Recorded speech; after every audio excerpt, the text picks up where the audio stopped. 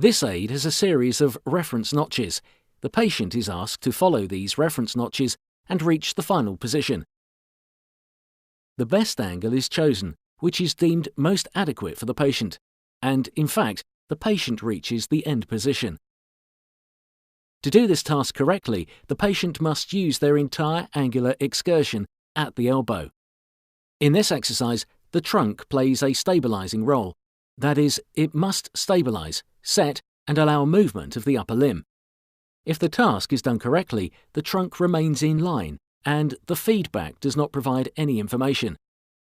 As soon as the patient facilitates the movement by moving their trunk forward and does not complete the movement at the elbow, the feedback informs them that this compensation has been made and asks them to make a change to the pattern. To the pattern for executing the movement. You do not see the inclinometer move. If it moves forward, the antenna rises and closes the circuit, activating the signal. The correct movement involves stabilizing the trunk and reaching the highest positions with the hand, with complete extension of the elbow.